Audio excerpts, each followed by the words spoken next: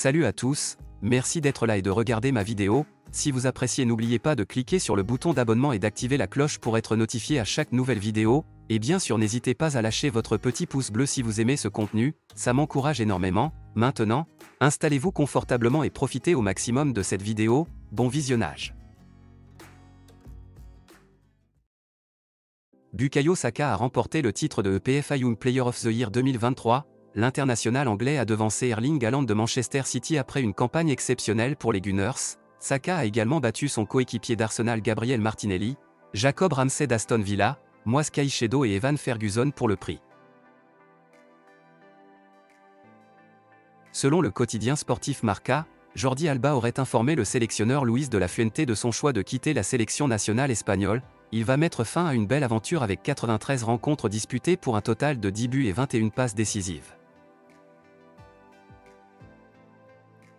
Le Barça a annoncé aujourd'hui la prolongation de Fermín López, qui s'est notamment distingué lors de la pré-saison en marquant un très joli but contre le Real Madrid. Le jeune milieu de terrain de 20 ans a signé un nouveau contrat jusqu'en 2027 avec à la clé une clause libératoire de 400 millions d'euros.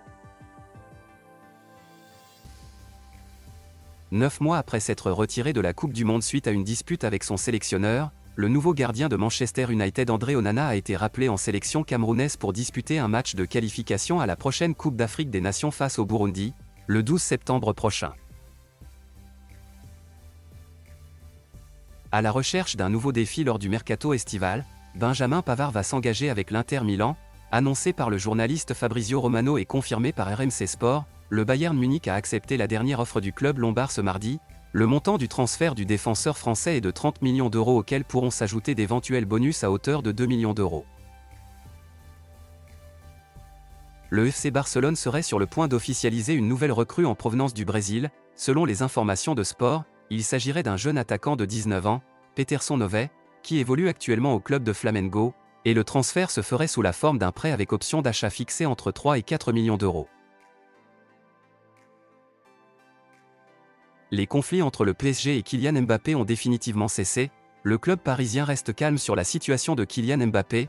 Les discussions se poursuivent sur son avenir et diverses structures de renouvellement ont été discutées, et le club est suffisamment satisfait de son engagement dans l'équipe première. Le Napoli a officialisé l'arrivée de Jesper Lindström en provenance de l'Eintracht Francfort. Le milieu offensif danois de 23 ans fait l'objet d'un prêt payant avec une obligation d'achat. Le Paris Saint-Germain semble bien parti pour boucler l'arrivée de Bradley Barcola avant celle de Randal Kolo Muani. Après avoir offert 45 millions à l'Olympique lyonnais, le club de la capitale était confiant sur l'issue du dossier, une confiance également présente dans le clan Barcola, car l'équipe a déclaré que le jeune joueur a prévenu Laurent Blanc ce matin que son transfert était bouclé et qu'il allait rejoindre le PSG. Ronaldinho est dans le collimateur de la justice brésilienne. Selon Olé, l'ex-vedette du FC Barcelone devait se présenter devant un tribunal en début de semaine dans le cadre d'un procès pour fraude concernant une société spécialisée dans la crypto-monnaie, mais n'a pas donné suite aux 2 convocations reçues, prétextant des complications logistiques pour se rendre au tribunal.